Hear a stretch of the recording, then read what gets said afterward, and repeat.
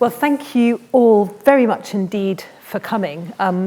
But of course, my very biggest thanks goes to Twan Eng here, who we are so absolutely delighted to welcome to the Oxford Centre for Life Writing. Of course, I could go on for pages about the Booker shortlistings, the Booker long listings, the Book of the Year listings, the fact that he is the Queen's choice of book for her reading room very recently. It's just fresh from Clarence House, just squeezing us in between the royal visits. I mean, obviously, I'd rather be here, but but I won't do that because you will know how wonderful he is. Otherwise, you wouldn't have come. But I will say that the House of Doors is, of course, as I'm sure lots of you already know, an astonishing accomplishment, an absolutely wonderful book. And I'm really excited to grill you on the subject, having enjoyed it so much. It was a Booker long list. It was the New York Times editor's choice, and it was as a Book of the Year by any publication that's worth its salt. Just for those of you who haven't read it, I always find it irritating when people, it's like those people who sit next to in a dinner party who refer to people on first name terms who you'll never meet and have never heard of. So I'll give you a little précis, a very bad précis, not doing it justice, of some of the themes and the characters in the book so that you have some sense if you haven't yet had the pleasure of reading it. And if you are in that unfortunate category, Tan will be signing books for you if you ask very nicely later, I hope. So do please make sure you don't leave without a copy. Or two copies. Yeah, I mean, Christmas isn't that far away. We've all got friends. And this is a story set in the 1920s. In fact, it oscillates between pre-First World War, sort of 1911 or so, and the 1920s. It's set in Penang, in Malaya, in the expat community, and it's about so many things, but it's about marriage and sexuality and about writing and about storytelling. The central character, although it's a big cast of deeply nuanced and wonderfully drawn characters, but the kind of character that we are magnetized towards is Leslie, the wife of the central couple. She's an intriguing, rather repressed figure, married to Robert, who's a lawyer, and this is a marriage of silences. They're increasingly unable to communicate. They both end up finding fulfillment in alternative relationships, both with Chinese lovers, Robert's being a man, which obviously is something of an issue for Leslie. And the book centres around a period of 2 weeks when they're visited by the author Somerset Maugham and his secretary, who was also his lover, Gerald Hoxton. And at this point, Maugham is in the early days of his rapidly increasing fame, still married to his wife, Ciri, the ex-wife of Henry Wellcome, Ciri Wellcome. She's back in the UK, but predictably the marriage is unhappy, given his sexuality. And so he and Gerald travel from country to country in order to absorb different places and stories for Maugham's writing, but also to be free and to be together outside the restrictions of British society. So this is a book about people, about restrictive social etiquette, but it's also about the end of empire, because these are white Europeans making what's referred to at one point as Cheltenham in Asia, which is a fabulous concept for themselves. They're isolated and they're clinging to the idea of Britain.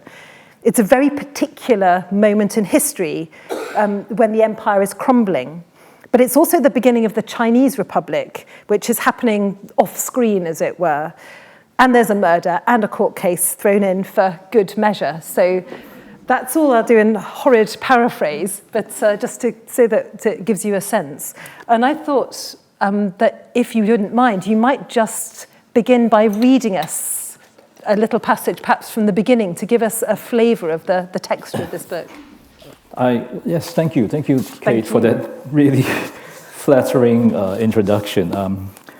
I was expecting more. I've got pages. Anyway, thank you all for coming. It's a great pleasure and honor for me to be here. at Wilson College, and thank you for inviting me. It's really wonderful to sit here and talk to you all about so many aspects of writing and storytelling and life writing as well. I'm going to read just a short section from the prologue. Leslie is in her 60s now, and she is living as a widow in a tiny little town in the Karua, and she has been there for 20 years. Her husband has died. One day, a package arrives for her, and it's a book, and it sets her off thinking about her past and making her wonder what her next step would be. I'm going to read just edited fragments from it so that it moves faster for you, so we're not here the whole evening.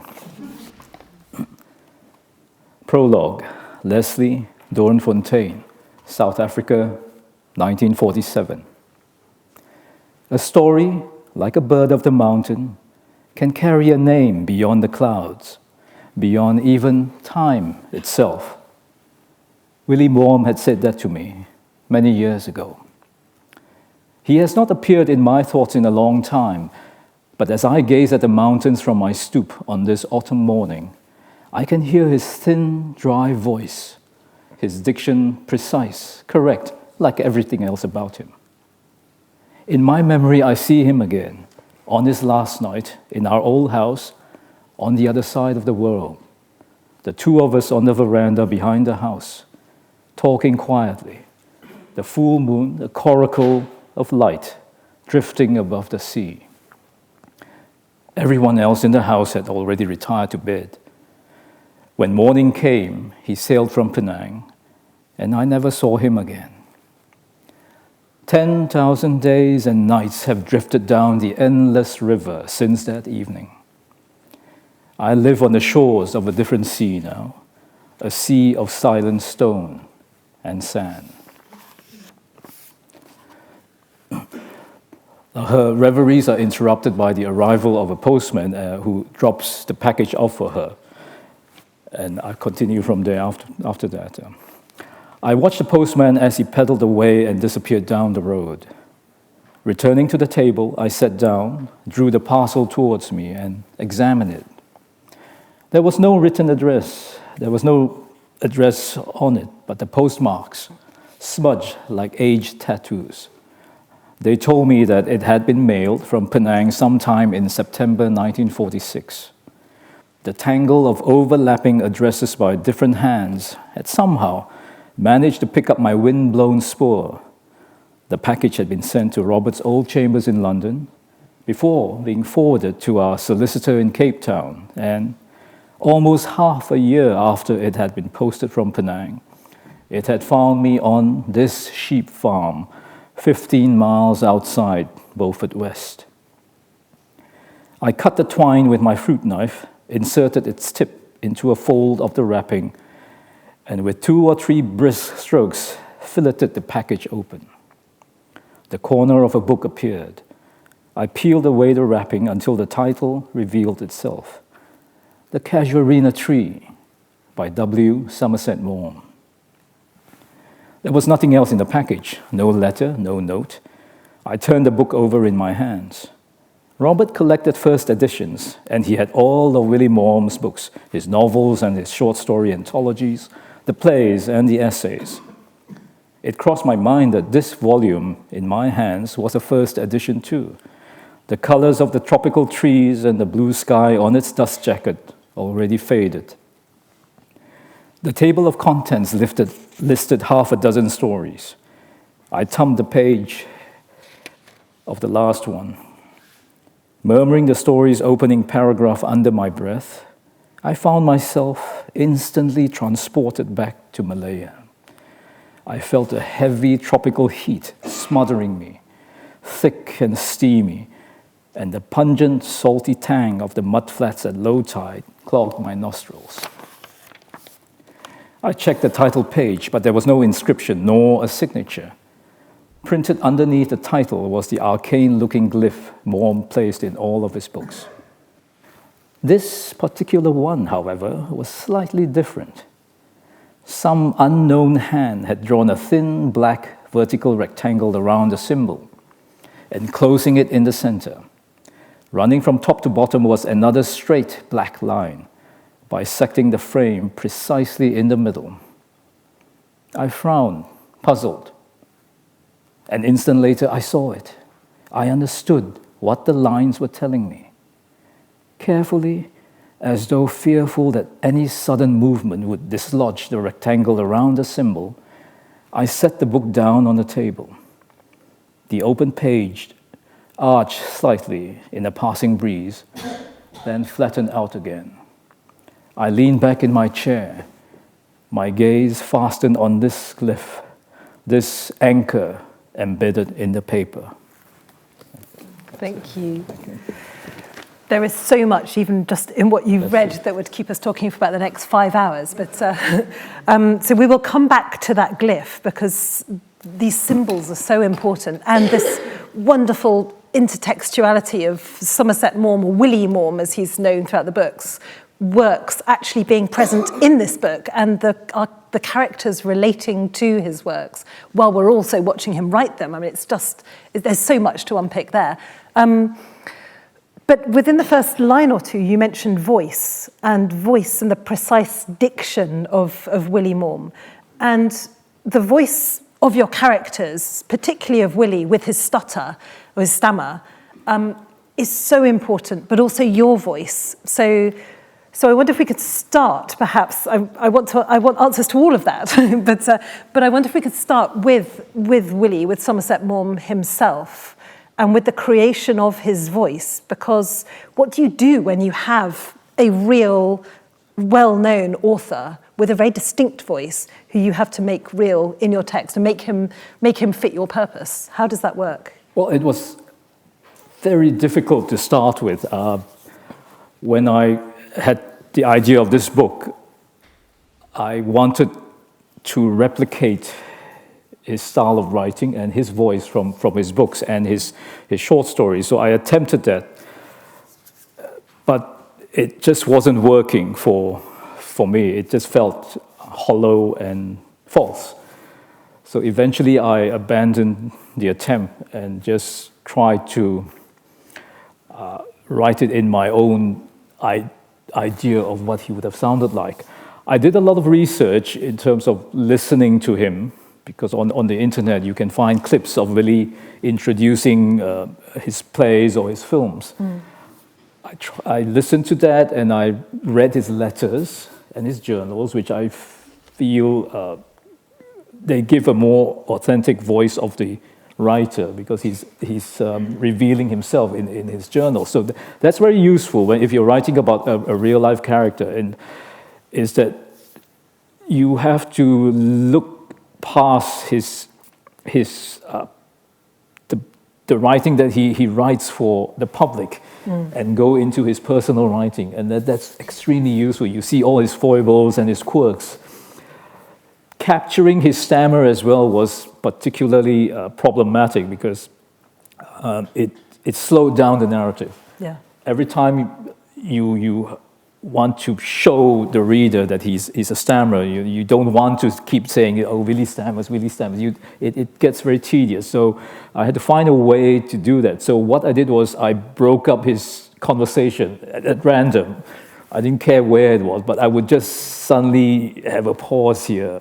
And for no reason at all. It doesn't make sense. It's not at the climax. It's just suddenly random. I just chose, okay, here. And so that it gives the idea of the difficulty he had in completing his sentences. And he was very, very sensitive about his stammer. He hated it. He absolutely found it embarrassing and socially awkward. And the funny thing was, he never stammered when he was young until he was forced to move back to England and forced to go to a boarding school. And that's when the stammer appeared, and it never left him. Yeah. All his life it was there. But you use it in such wonderful ways. So he doesn't want to go to parties, he doesn't want to socialise, and we get a sense from this stammer embedded in the voice you give us on the page, just what a physical effort it was to get to the end of a sentence for him. You could only describe it once or twice to remind the reader. Yeah. And it was a very useful narrative technique as well, because it helped to separate his voice from Leslie's voice as well. Yeah. It made it easier for the reader to distinguish between the narrators. So when you're reading Somerset Maugham's, you're suddenly aware there are these jagged sentences that fall off for no reason. Whereas with Leslie, she's more controlled and more fluent in her thoughts. So it was very, very helpful, I found. Two very clearly drawn voices. Yes. And those two voices are at the heart of the book. For me, at least, there is a sense that these are two people who are very closely guarded and very reserved and listening and observing each other and sort of padding around each other or testing each other. There's a wariness which must have been incredibly difficult to write because that must unfold over time. It was very difficult because at times I felt that the story was not moving at all. But to make it plausible, these two very secretive characters, they could not reveal themselves to one another too soon or too early in the friendship. Wouldn't have been believable. So I had to delay, and it was really causing a problem in terms of sustaining the interest of the reader. It's very, very hard to do that. And structurally, the book must have been, I mean, you're holding so much together. Even just trying to précis it in a paragraph, it isn't possible. There is action. There is the court case and the drama, and that's been turned into a film. Just that element of the story, hasn't it? But there is this slowly developing. The setup of the relationship took forever. I felt. Some days I felt bored just writing it. Get to the exciting bits. But you can't get to the exciting bits and make them believable unless you've established the relationship between these two first. And while you're doing that, there's this quiet depth of character amassing, isn't there? And it's really hard to write a novel where on the surface nothing much happens. I don't think I'll ever want to do it again. It's a lot of things are so much left unsaid, and yet you have to convey that to the reader as well, that what is left unsaid, actually something is happening underneath. Yeah. And the reader has to understand that as well. And it was very difficult technique-wise. And it's a novel where everything is conveyed through looks, expressions, or the lack of expression, rather than conversation or dialogue. I mean, the first interaction between Willie and Leslie, they're all studying each other, and they're not saying much. So to convey that to your reader, especially today's readers, where they expect a fast-moving narrative, it's extremely difficult to do. But I could absolutely see it on the stage or as a film, because not only is the gesture and the lack of contact or the glances, absolutely. It's all glancing. All of that is in there, almost stage directions. Yes. But also the setting. I mean, the setting is central to this, isn't it? Almost, it's very so confined. embedded. It's very restrictive. The setting is almost claustrophobic, I think, because they are in her house. They hardly go out, which is another problem as if you're writing a story where the characters remain in one cramped setting where nothing much can happen. And the tension is generated really from what these two characters are not saying, rather than what they're saying. That is a whole set of challenges that there were often when I was thinking this book is not going to work. And my first reader, who's my partner, he reads all my first drafts, and he said, "This is the most boring thing I've ever read. This is awful. You can't publish this. You can't publish this. You wasted your time on it. I told you don't write this." I hope he's eating his words now. I made sure I showed him most of the reviews when this Queen came Camilla out. likes it. Can't argue with that. I just showed him, oh, by the way, look at this. But really, But that was draft one, wasn't it? Of draft many. 1, 2, 3, 4, I don't know how many drafts. And even my agent as well, when she read the first few drafts, she said, "Oh, Twan, let's have a Zoom call. And when she called, and she said, okay, first you tell me what you think is wrong with the book. That's not what I want, how I want our conversation to start. You know?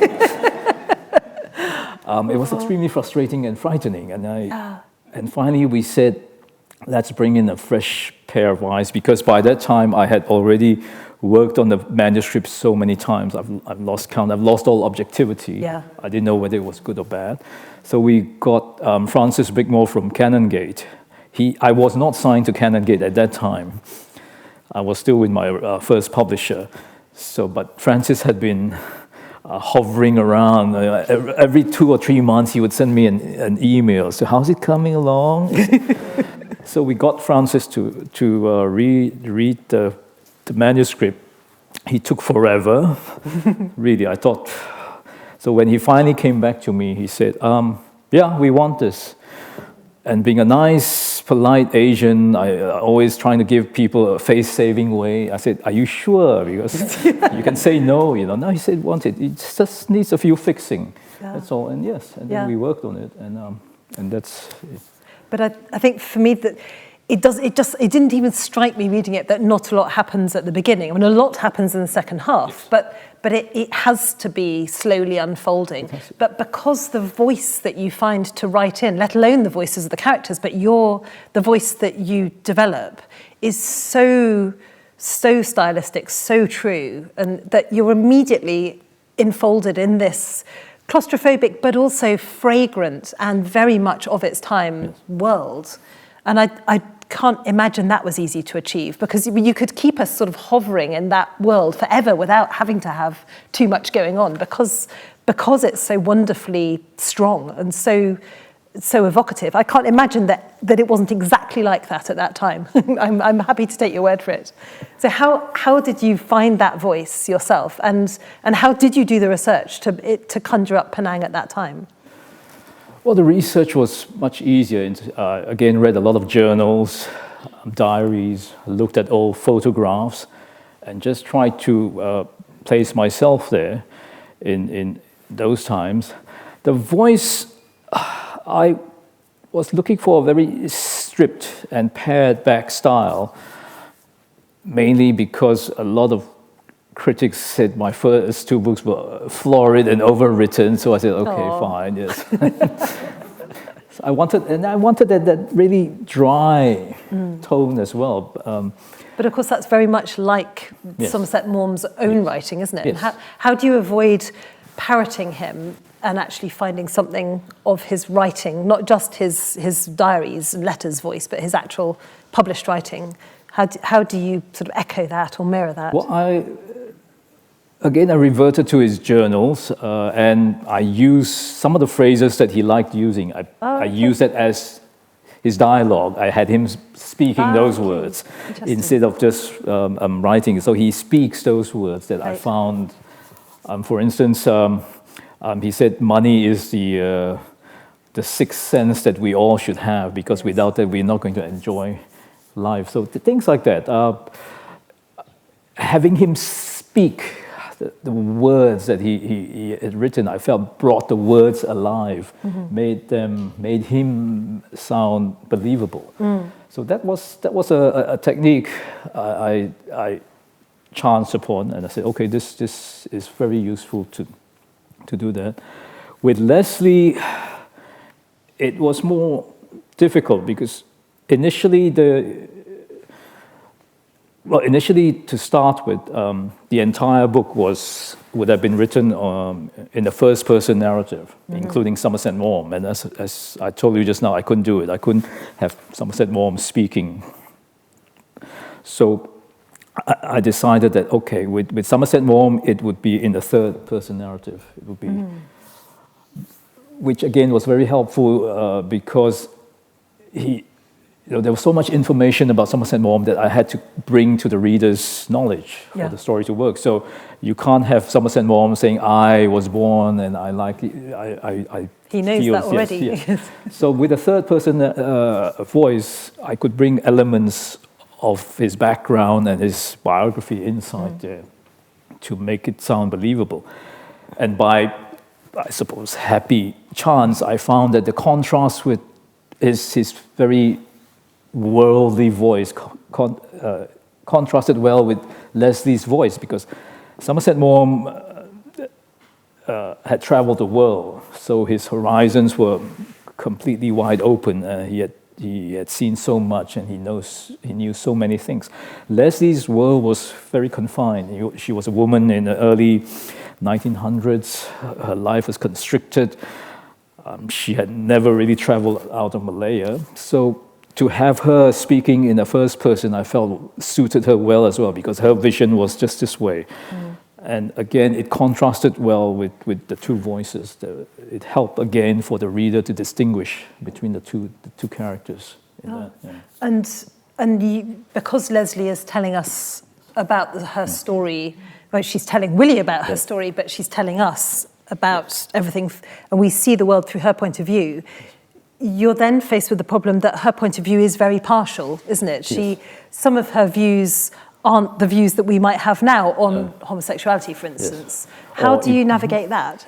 Well, I was very strict with myself in that I wasn't going to impose today's values onto a character who had lived 100 years ago. I did not want to bring the present sensitivity of today and shoehorn it into her, because it would sound false and not authentic. So she's really an accurate reflection of how most people thought and spoke in those times, when it wasn't considered wrong or offensive. Yeah. My editor, especially the American editors, oddly enough, they were horrified when they read some of the words I used in there. They said, you can't use words like coolie, you can't use words like Chinaman. I said, look, that's how people spoke in those days. Yeah. And they said, they weren't happy. They wanted me to take the words out. I said, no, you can't. And I'm glad to make readers, if readers today read those words and they feel uncomfortable, then I'm glad, because you're supposed to feel uncomfortable reading those words today. So the words have to remain there. You have to really, especially if you're writing historical fiction, there's a tendency, I think, today in some writers to create characters who are too modern for those times. Okay, yeah. And then it comes across as false.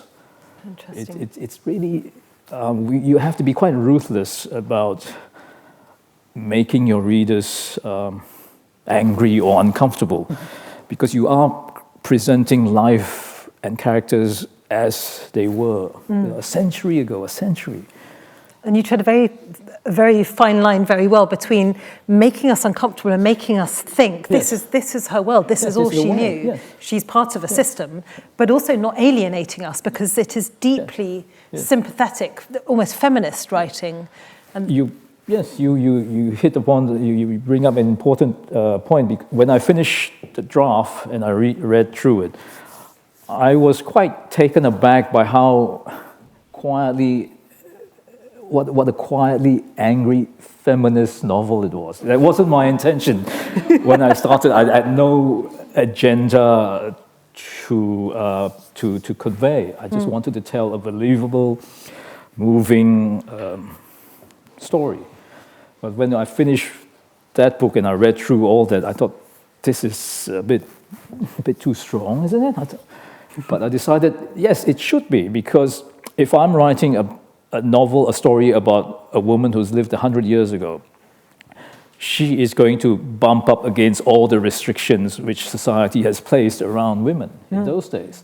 And any intelligent, sensible woman in those days would even know that this is unfair, this is unjust, and why is the world like that? So she bumps against all these rules and restrictions, and she hates them, but there's nothing really she can do overtly. So she finds her own way to try and subvert some of these rules. And finding an alternative way to live a fulfilling life. Yes. And two of these three marriages that we see are women inadvertently married to gay men. Yes. Which, through no fault of their own. They're imprisoned not only by society in terms of having to be locked into a marriage, I'm sorry, but also locked into a marriage where she will never win the affections of her husband because he's just not wired that way. So there's a double tragedy, the double prison there that many of these women found themselves in. But there seems to be nothing worse for any of them than the threat of divorce or of being known as an adulteress. It's, at one point, Ethel Proudlock chooses to be convicted of murder rather than being accused of having an affair. Yes. Yeah. So it wasn't a nice time for them to be in. You know?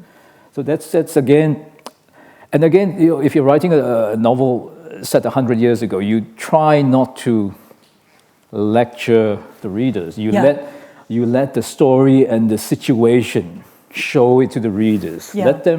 Let them feel the injustice, but you don't have to tell them this is unjust, this is wrong, this is. Yes. Just let them see the situation as it was 100 years ago, and let them come to their own conclusion, which I think is more effective and engaging than just telling you it's wrong, it's wrong, it's wrong. Yeah, I got no sense that this was a polemic, but just putting these three different situations in dialogue with each other does the work for you, doesn't it? Yes, I think so. And tell us about Ethel Proudlock and about this whole very dramatic, rather salacious story of the accusation of murder, and tell us all about that. So Ethel Proudlock is again one of the 3 or 4 real-life figures in the House of Doors. She was the wife of a housemaster of Victoria Institution, a school in Kuala Lumpur, and she was accused of murdering a man who had shown up on her veranda one rainy evening. She shot him 6 times. And the problem was that I think 4 of the bullets were in his back as he was running away. So she shot him in his back. Her defense was that he had tried to rape her. But there were always rumors swirling around that she was actually having an affair with him, and she had shot him because he had shifted his affection to somebody else. So she was charged. There was a sensational trial. And Somerset Maugham came to hear about this trial when he was traveling around Malaya. Now, in my story, I had him chancing upon the story when Leslie tells it to Somerset Maugham, because Leslie is a close friend of Ethel Proudlock. So intentionally, again, I use Ethel as a reflection of Leslie. In terms of Ethel was a warning to Leslie as to what would happen if she breached society's rules. Yeah. So that's why she is so paranoid about so many things. And she's so paranoid about keeping her secrets. She had seen firsthand what society does to a woman when she tries to step over the fence. And it's such an interesting situation, is it? Because Ethel is absolutely condemned by the European society, sort of British society, for being there on trial, for making an exhibition of herself, for bringing their seemingly perfect society into disrepute. But then also there is a sense that, of course, she'll be acquitted because she is a white woman of a certain class. And so you're playing with that all the time, aren't you? So class and race. Class and race. Ethel Proudlock was the first white woman to be charged with murder in Malaya. So she was seen as letting the side down. And opinion turned against her very swiftly, particularly when she was found guilty and she refused to appeal. She did not want to appeal. Instead, she decided to let the Sultan in the state of Kuala Lumpur to grant her a pardon. So her fate as a white woman rested upon the power of a non-white person. And that upset a lot more of the English people. Almost more subversive than shooting someone, isn't it? So that worsened how people viewed her. And after she was pardoned, one of the conditions of a partner was that she had to leave Malaya, that she had a week to leave. And no one mourned her departure. And I think the whole European community in Malaya made a collective effort to cancel her. She's probably one of the first women to be cancelled because we don't want to think about her. She's brought shame upon us. Let's forget her. And then 10 years later, Somerset Maugham comes along, hears this wonderfully sordid story, and writes a short story based on that, and stirs everything up again. So Somerset Maugham upset a lot of people as well when he travelled through Malaya. And that short story is called The Letter. And it's in the casuarina tree, which we just heard appear in Leslie's house. So the House of Doors is, it's also, at its heart, the House of Doors is about the act of creation, really. It's about the act of writing. How writers transform fact into fiction. And in the process, how they also turn fiction into fact. And of course, that's exactly what you've just done. Yes. So, I would really encourage you all, when you finish reading The House of Doors, to go and read The Letter, because it was, in a way, The House of Doors is a reverse engineering process of The Letter. So there are links, intentional links that I've placed between these two works. I see The Letter and The House of Doors as two mirrors facing each other. So the fact that you've read The House of Doors would affect your reading of The Letter. And once you've read The Letter, it would affect your impression of The House of Doors, which would in turn affect again your perception or impression of The Letter, and back and forth. So it keeps changing. So that was the game I was playing with myself, because took about 4 or 5 years to write the book, so I had to find a way to entertain myself. So particularly with your partner's comments. Oh, yes. You've got to stay cheerful. Oh yes, But it is a fascinating game, and it's a game that we're embroiled in as we read, trying to work out which. Yes. I mean, at the Life Writing Centre here, we are obsessed of thinking about fact versus fiction.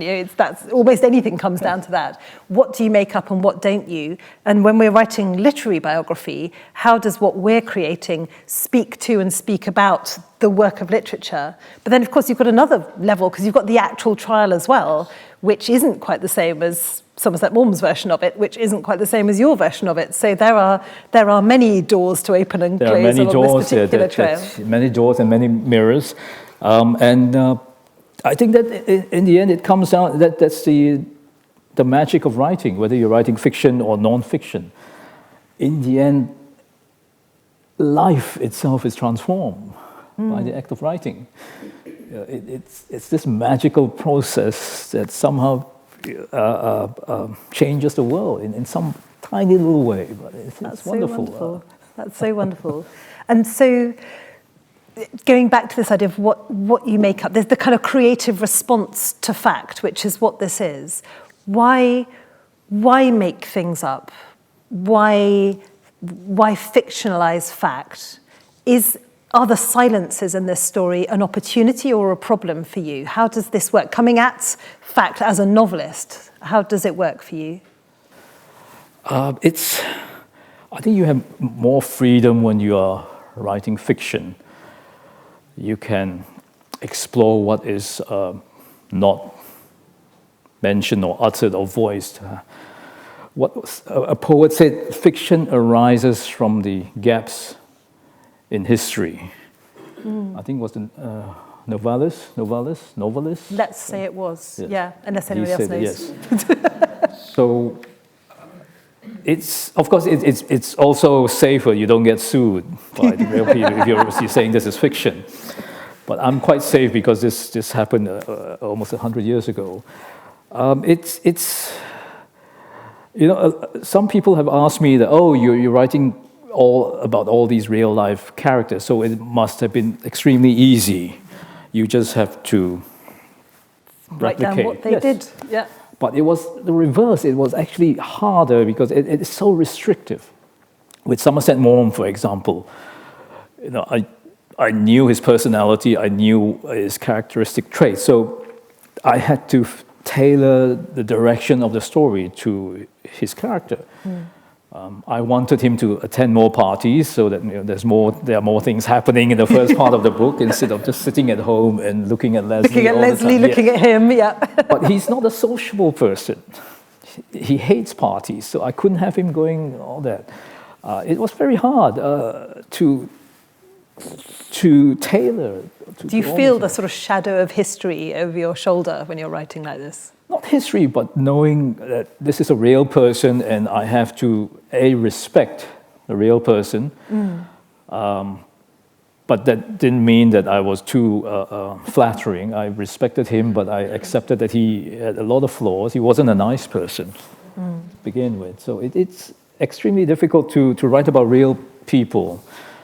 I wouldn't recommend what I'm doing.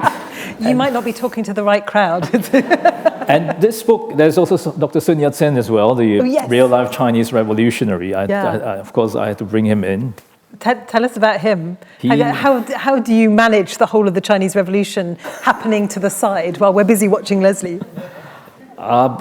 He came into the story because he was in exile from his government because he had tried to overthrow the monarchy of China. So he had a price on his head, and he was traveling the world to raise funds for his campaign. And he happened to stay in Penang for about 6 months. He had his party's headquarters there on a street called Armenian Street.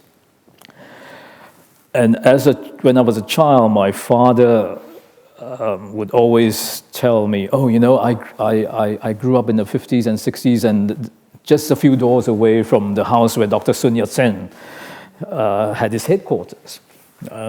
Of course, at that time, I had no idea who Dr. Sun Yat-sen was, so your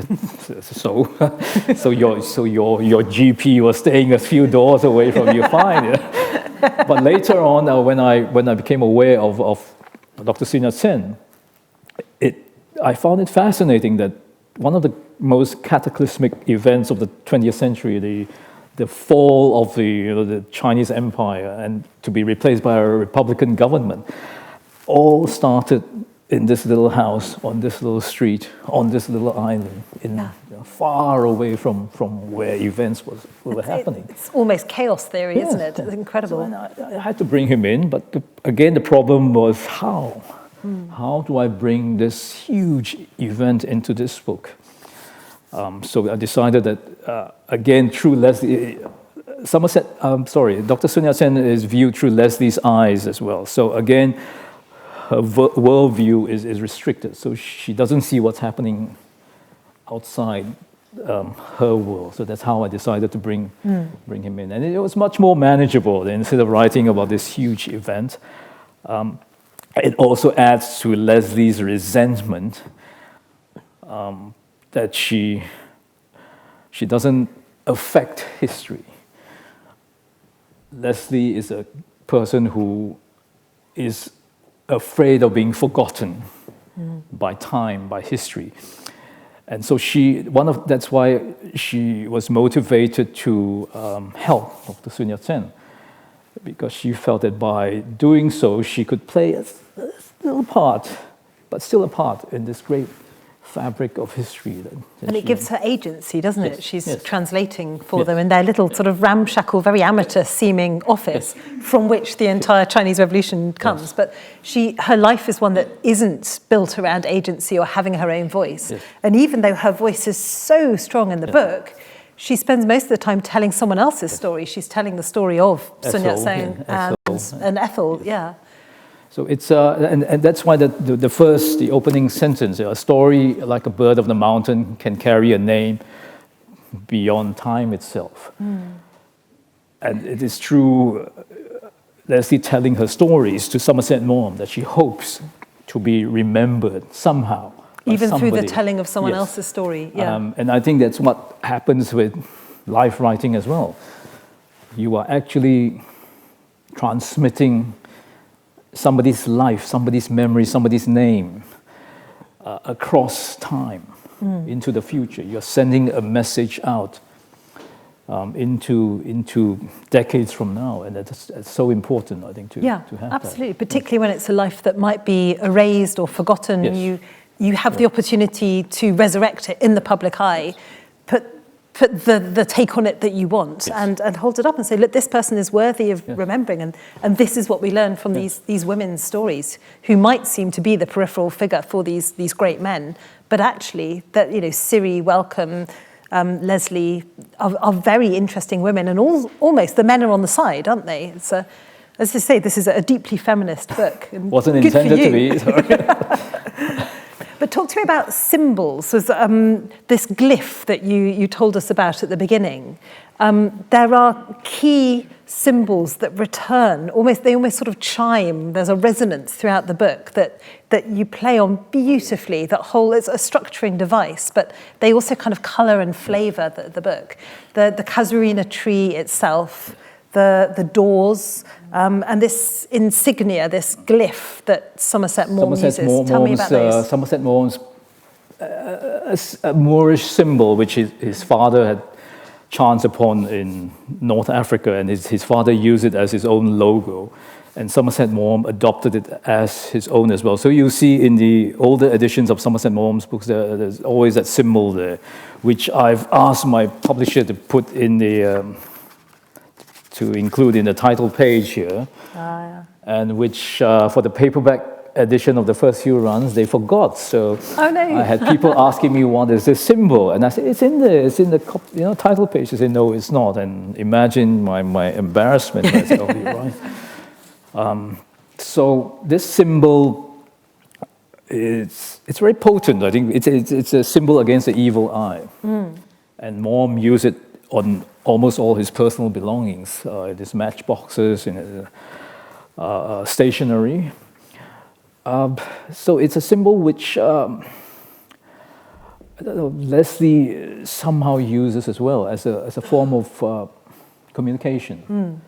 And Leslie's lover uses that to send a message to her as well. So it ties in with what is left unsaid, and you have to look at symbols, expressions, faces to convey what you're trying to say. So it's interesting, isn't it, that it is about what is left unsaid for someone who is so literate that actually it is beyond words, and it's so important. Well, again, with Somerset Maugham, he's a writer and he's dealing with words, but so many things he left unsaid as well. Yeah. On his books about his travels, he always gives the impression that he was traveling alone, that he solved all the problems of travel on his own. But what most readers then did not know was that he had his secretary and lover Gerald along with him, and Gerald was the sociable one. Gerald was the one who dealt with problems and the logistics of travel. In fact, a lot of the stories which Somerset Maugham wrote about were told to him by Gerald, because there were occasions when, and Gerald, whenever they traveled, Gerald liked to explore the seedier side of whichever city they're in. And there were occasions when Gerald would, half drunk or high on opium, he would rush back to Willie's hotel room and wake Willie up in the middle of the night, and he would say, Willie, wake up, wake up, wake up. You have to wake up because I've just heard this amazing story and I'm going to forget it by tomorrow morning, so I have to tell you now. So once the hangover kicks in, that'll be it. So that's, and Maugham collected a lot of stories through Gerald, which he never wrote about. He never mentions Gerald in any of the stories. And he never writes about being in Penang, does he? Which is a wonderful silence for you. Again, which I found quite strange. He wrote about almost every place he had been to, except for Penang, and I found it insulting to start with. Why didn't you? Wasn't it nice enough for you to? What's wrong with Penang? Yes, so I found it very strange. He was there for quite some time. Never wrote a word about Penang. So when I was starting the House of Doors, I said, okay, I will fill your silence. Yeah. And I'm going to put you right in Penang, which you refuse to write about. I'm going to put you here for 2 weeks. So that was a way to redress the wrong. Absolutely, he will like it in Penang, Yes. but also to give yourself the space from having to be restricted by fact that he could do whatever you want him to do in Penang. Yes. Which wasn't much, just sat around reading and looking at Leslie. Well, he does go swimming. And there is the most amazing. You described it as almost as a sex scene, It is, but there's absolutely no sex at all. But he takes his clothes off, and so does Leslie, most uncharacteristically, in the night, and they go swimming with these sort of phosphorescent. Tiny fish. Yeah. Is it sort of krill? No, it's not krill. It's What just is it? sea. It's just glowing. The sea is glowing, and yes. it's absolutely the most beautiful kind of luminous passage. That section wasn't in the draft Francis read. He would have liked it if that was in it. But he said, you have to show Leslie and Mom opening themselves up to one another, and you can't have a sex scene because Lily's gay, so you can't have that. So I wrote that swimming scene, and it was also in response to him and my partner's unhappiness with the quality of the story and the writing. So whenever editors come back to me with suggestions, first of all, of course, you hate it because you want them to say, "Wow, this is amazing, no change needed." Never happens. So it was my way of showing, all right, I'll show you what I can do. When I'm pushed to a corner, I'll show you this. And I wrote that and gave it to him, yes. And there is this wonderful sense of release, isn't there? This kind of almost explosion of freedom. They've both shared something of themselves, and then they are literally laid bare and on fire. Yeah, and it's just sort of screaming with metaphors, isn't it? It's wonderful. A bookseller told me that, this scene, you should read it while you're high on drugs because it's so psychedelic. And I thought, I never thought of that. No, I'm not going to do it, but okay. I wonder if you'll read us a little bit more to get a flavour of Penang, the way you describe Penang, because of course the bit that you read at the very beginning was when Leslie is out of her little claustrophobic world and out in the desert in Africa, sort of in later life after Robert has died. But perhaps you could read us the little bit about where she first encounters the House of Doors, because we haven't talked about what this House of Doors is or why it's there, and that would be a nice way into it. So the House of Doors, it's one of the shop houses that's not far from Sun Yat-sen's headquarters on Armenian Street, and it's owned by one of Leslie's friends, whom she befriends, Arthur, who's a Penang Chinese doctor, who's a supporter of Dr. Sun Yat-sen, and they become friends while they're helping Dr. Sun's cause. And Arthur has a house which he doesn't live in, further down the street, and he decides to take her there one day to show it to her. So they walk down Armenian Street, and this is where I will pick it up from the text. Great. He stopped walking when we came to the last shop house in the row. It stood on a corner next to an alley, as unremarkable as every other shop house we had just gone past. The front doors were plain, with no glass insets or fretwork, and the windows were shuttered. A wooden bench and a flowering purple bougainvillea in a terracotta pot stood on a 5-foot way, which was tiled in a green and white geometric pattern. From a ring, Arthur selected a key, spindly as a twig, and unlocked the doors. He held out his hand to me. I took it and stepped over the shin-high threshold. It was cool inside, the leaded windows casting a milky light into the guest hall. Except for a Coromandel screen at the opposite end, the hall was bare of any furniture.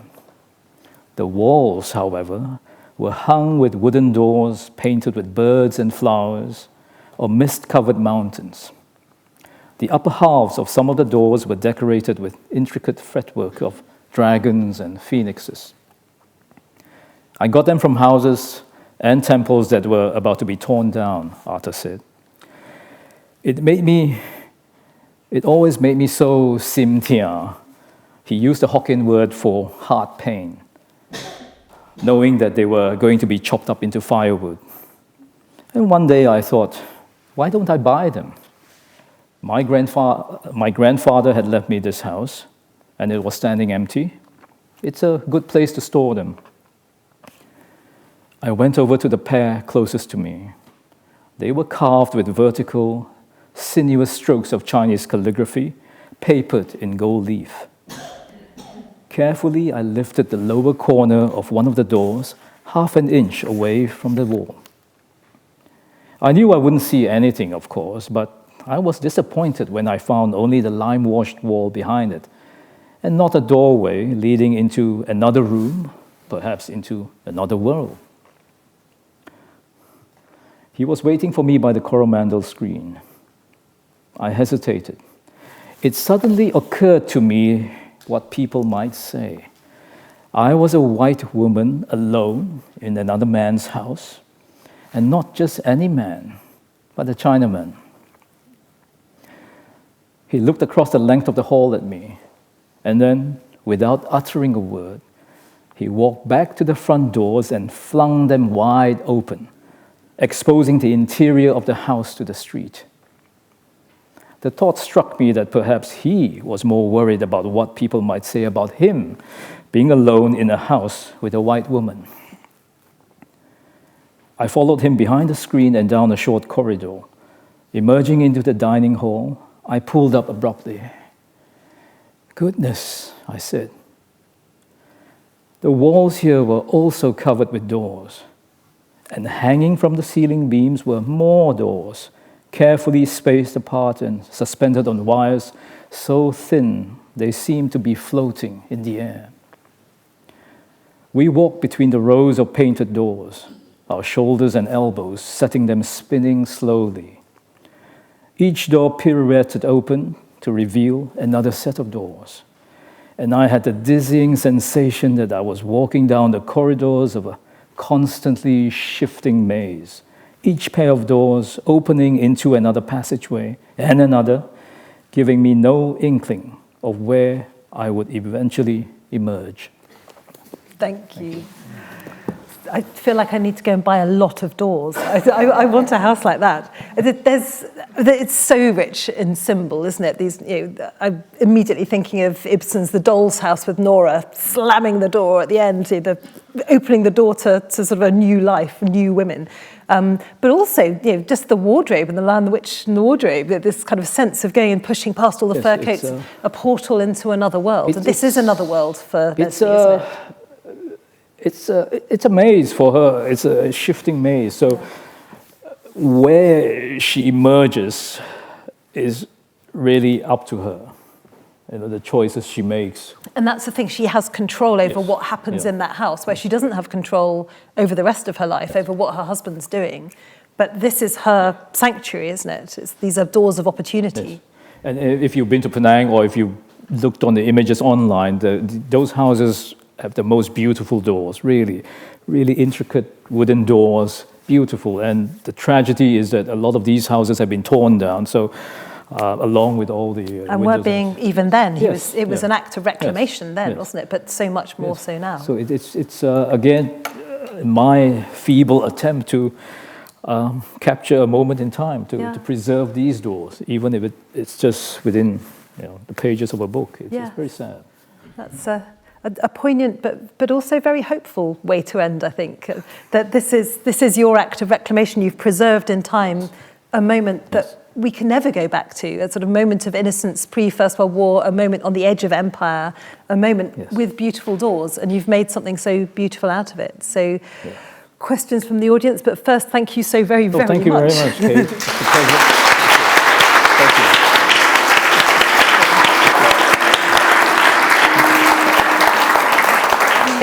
We have a roving mic, so please, I know it feels artificial and annoying, but please do wait for the mic. Kirsty will rove. Yes, thanks. Hello, thank you. Thank you for talking about your book. I loved your other books. You obviously, part of you remains in Penang.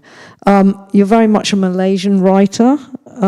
How are your books received in Malaysia and in Penang especially? Thank goodness, quite warmly, I have to say, especially this one. And The Gift of Rain, because both are set in Penang. So I had not expected to be going back to Penang again with my third book, but was very glad I did, because in a way it marks a closing of the doors for Penang. I think I've written all I can or can think of about Malaysia, Malaya, Penang. So it's, I suppose I call it the Malayan trilogy. Yeah, so there you are. Yeah, you are Burgess. So it's been warmly received.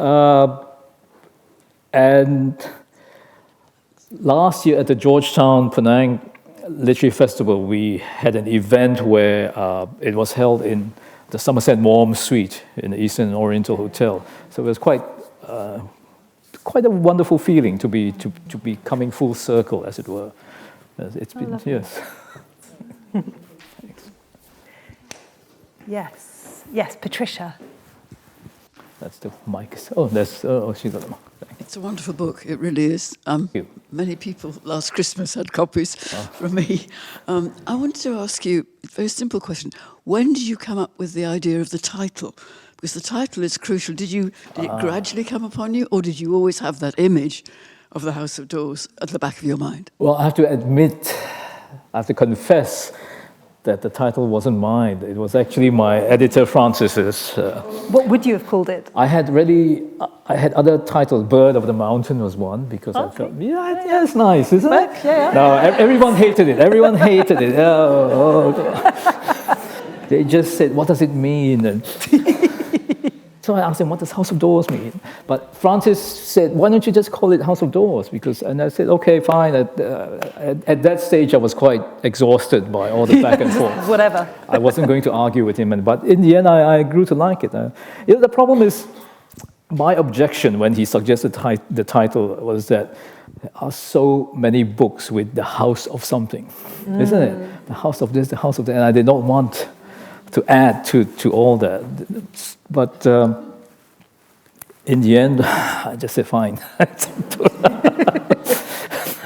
I think titles are extremely important. I was talking to Tembi earlier. It really helps you in the writing process if right from the start you already know the title of your book. Because writing a book is so complex and arduous, and you tend to wander off and get lost. And I found that for me, if I know the title from the first page, that title is a beacon that I can always reorient myself when I'm getting tangled in something that I had not intended to. Just think back to the title, what your book is about, get off the path, and then you find your direction again. And that's I find it's very important to have the title. With The Garden of Evening Mist, it came just like that, and I straight away knew what the story would be about. Yeah. But with this one, part of the problem again, I had no title. All the way through, I had no title. I had no idea what the book was about. Honestly, I had no idea what the book was about. I just got so lost. But once the title, Francis came with the title, everything crystallized and cohered, and I saw, okay, this is what I have to focus on to bring this thing into a structure and which is clear. So yes, the title. Brilliant. Thank you so much. Oh, can you hear me? Ooh, yes. Thank you so much. It's absolutely fascinating. And I must say that what adds is hearing your voice. So, but may I just ask you about what you just said about finding the title?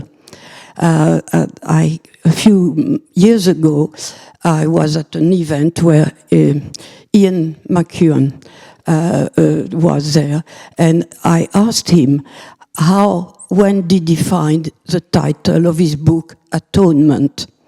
And he was honest enough to say, well, actually, I struggled with it at all. I wanted an atonement and an atonement, and I was not happy with it. But then a friend of mine, and it was by the time he had written a lot of the books, he said, of that book. And he said, a friend of mine said, why don't you call it Atonement? So I must admit that the title has been improved by a non-writer. Yes. So do you insist on the fact that you find the title of your books very quickly, but do you think it's every writer who could say that? Because I feel that it's at the end that eventually you know all the tricks that you used in the book. Yeah, I think it depends. I mean, if you know straight away the title, it really does help simplify and clarify a lot of things. Of course, you can always change it in the process. It's again similar with the first sentence of any book. The first sentence is usually the last thing you work on again and again and again. That first sentence, all the first sentences of my books, usually just before the book goes off to the printers, I'm still fiddling around with it. It is so important. That first sentence has to encapsulate the entire book, everything what the book is about. And it has to be attention-grabbing. Yeah. It can't be too obvious or unsubtle. You can't have the bullet slam into a head. No, you can't have that. It's just too unsubtle. So you have to, it has to show the reader what the atmosphere, the mood, the voice, the themes, the story is. So. But also the last sentence. Your last Yes. sentence is gorgeous. It's kind of says that it's midnight where Leslie Yes. is, but the other side of the world in Penang, the dawn is breaking. What is this new future that you're pointing us towards? You touch on an important, interesting point, because I didn't know what my title would be, but I knew the final sentence. I knew I had that final sentence. So you knew where you were Yes. going, you just didn't know how you're getting there. So, what was it? Gosh, I can't even remember my own book. Here on the margins of the desert, it is gone midnight. But as I turn towards the east, turning with the rotation of the earth, I know that on an island on the other side of the world, it is already morning. So I had that in mind. I don't know why, but it was there. So every word, every sentence, every scene was Pointing like an that arrow direction. pointed. I have to bring it to this sentence. It has to give a sense of satisfaction. Yeah. So, and that was the one thing I had. Yeah. Aside from that, I was lost. Who needs titles? Yes, Hermione. Yeah. Oh, sorry. Yeah. Oh, yeah, Tembi first. Thank you so much for such an interesting conversation. It's such an honor to meet you and to be introduced to your body of work. I have just one question. I think you did say you live away from home, and I'm wondering how that impacts and shapes the narratives that you explore. Well, I do a lot of writing away from Malaysia, and I think it helps in heightening and sharpening the sense of longing and yearning, which I wanted to infuse in all of my books as well, a longing for. And it doesn't have to be Malaysia, but it depends on what location the setting is. It strengthens the emotions, it sharpens the pain, the heartache of being separated from a place. Yeah. And it really helps in conveying it to the reader. I think if I were to write a novel set in Oxford and I'm staying here, everything that is wondrous and magical about Oxford, I would take for granted. I would find it mundane and normal.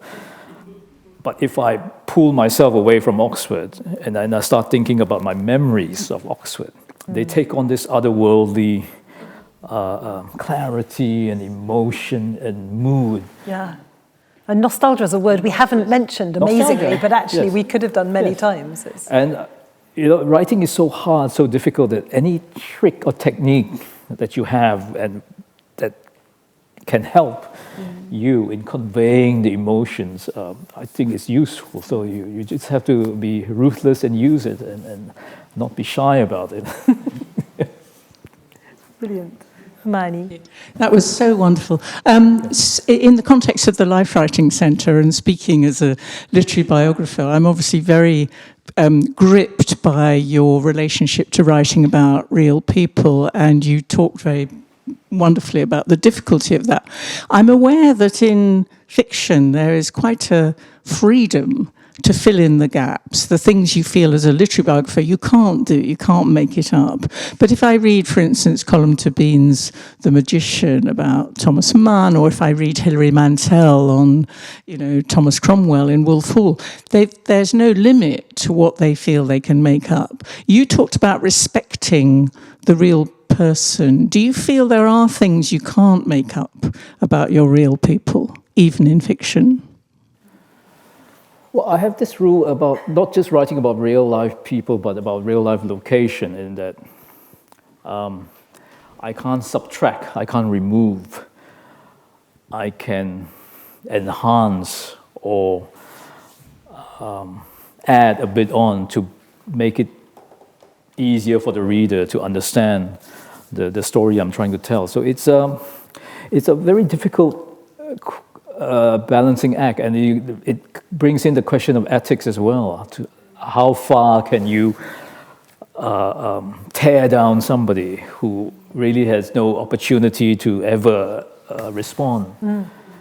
So in the end, you have to let your sense of fairness and justice, in a way, you have to respect. You see, you have to respect the person. You have to respect that. Not everyone's completely bad, so you have to balance it out, and it's difficult. It's really difficult. Of course, if you were to write about all his bad traits, it would make more fascinating reading, more salacious reading, and we all want to read that. We all do. But again, as a writer, I think you have to be objective and be truthful and fair. It's difficult, but it has to be done, and I'm glad I almost succeeded, I suppose, because a few months after the book was published, I had an email from a woman called Siri. And she said, I'm writing to you because my mother, I've forgotten her name, Camilla, is Somerset Maugham's granddaughter, and we would like to have a word with you. And It's be about him getting his clothes off. And the first thing I thought, oh no. So I responded, I said, thank you very much, yes, I'll be happy to come and see you and talk to you. So I went to Camilla's apartment in London. Thank goodness they were happy with the depiction of Somerset Maugham. They said I've been very fair to him. And Camilla also said that, Somerset Maugham has this reputation or image of being a cantankerous, difficult, unpleasant, sour old man.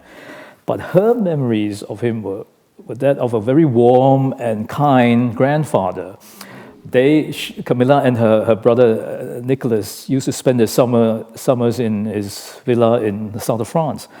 And they always said that he was always very attentive and very gentle with them. The only time he got cross was when they upset his reading time. He would be very strict with them and so it's difficult. I don't know how you do it, Hermione. So it's Yes, question up there. Hello. I just wanted to find out, as a writer, when did you become comfortable with the discomfort of other people so that your writing didn't conform to what society wants? I think right from the start. I was telling somebody as well earlier that when I submitted my first book, The Gift of Rain, in the UK, every publisher here turned it down, everyone. And my agent asked for a reason, so she got a stack written explanation. And it was interesting that most of the editors were keen on the book, but they said, we've discussed it with the marketing department. And they said, it's difficult to market, and we're going to pass on that. So from the first book, it was already, people just found it difficult to market the book, and marketing people felt that it wouldn't sell. But the thing I've realized over the years is that marketing people will always only try to sell the books that are easy to sell. Books that really don't require marketing at all. I mean, come on. Huge name. You need to market Stephen King? Oh, it's... and when actually the marketing budget should be allocated to writers who most readers would have not heard of or would not have liked to take a chance on. That's where the marketing budget should go to, not on Jeffrey Archer, or they don't need it. They don't need it. So that's the world, that's the state of the world that unfortunately writers have to deal with. And again, I suppose I was always a bit thick-skinned, so when everyone turned the book down, The Gift of Rain, my agent was in despair, and she said, no, you better start working on your second book. And I said, why? If this book isn't going to get published, I'm not going to write that. So this book will get published. In my ego, I didn't know what I was talking about. So eventually, an independent publisher in Newcastle picked it up, and that started the ball rolling. So it's as a writer, I think you really have to be thick-skinned to start with. But that doesn't mean you shouldn't listen to your editors, your teachers, because a lot of people know better. They do. But in the end, you have to take in all the advice, and then you have to make a decision. Do I listen or do I change? A good tip would be, if your editor suggests some changes to your work, don't reject the suggestions straight away. Try it out. Try it. Attempt it. Very often I found that they know what they're talking about. They actually improve the book. But but try them out, the changes, but also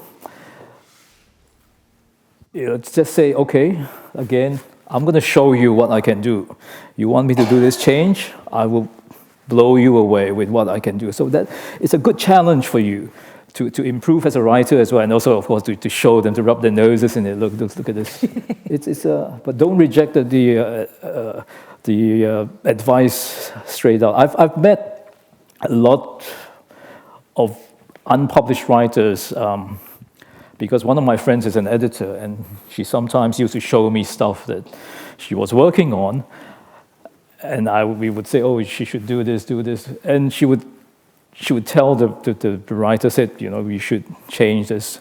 And most of them would say, no, I'm not changing my voice. And so it's you have to listen, I think. You can be too close to your own work, Yes. can't you? And love it too much. Yes, yes. Yeah. Yes. Yes, over there.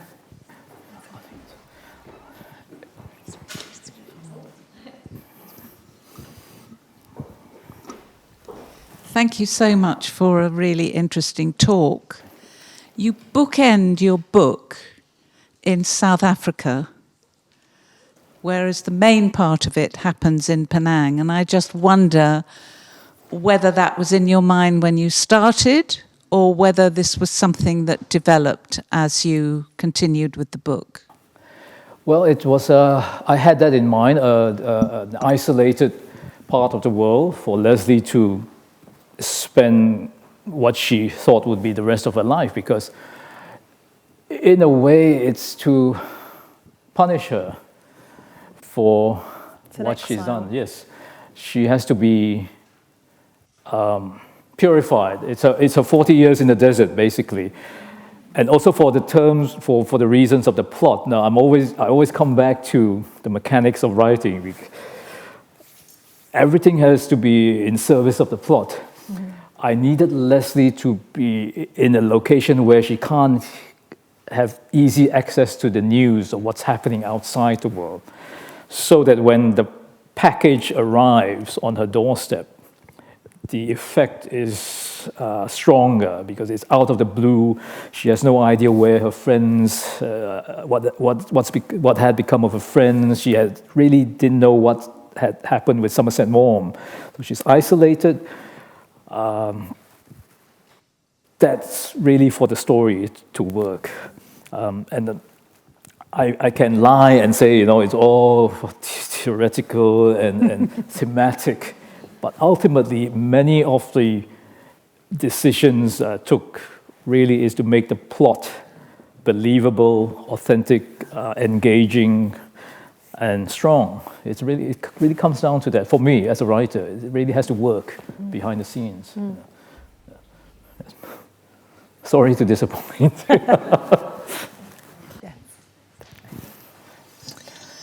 Hello, I was wondering if the book has been translated into Chinese, and if so, how it's received in China.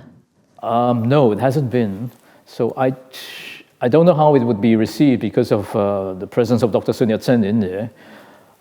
It's been translated into various other languages, but even with my other two books, they were never translated into Chinese, mainland Chinese, which is different from Taiwanese Chinese.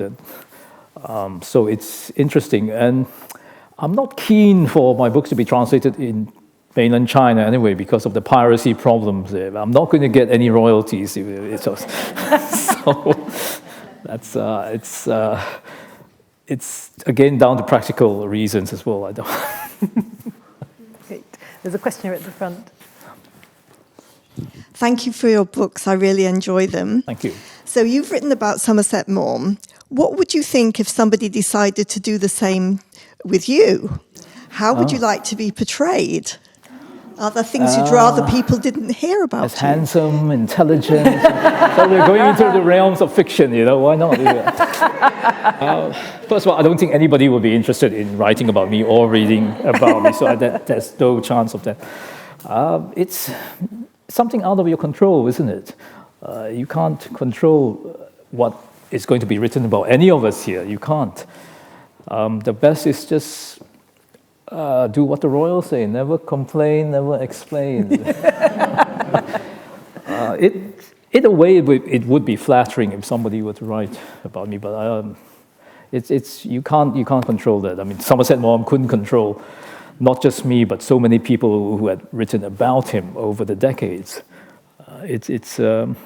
He tried to control how people perceived him by, he burnt a lot of his papers. He made sure all of his letters that he wrote to people were burned. Not only that, he wrote to them and said, could you return those letters to me? So he got rid of a lot of evidence. Yeah. All more opportunities for the fiction writer. No one's safe. Yes. Yeah. Well, I think perhaps that would be a moment to wrap up this, thinking about the wonderful conversation across from writer to writer to writer. And any biographers in the room who fancy writing about you? It gets you quick before you burn your diaries, perhaps. Do join us outside for a glass of wine.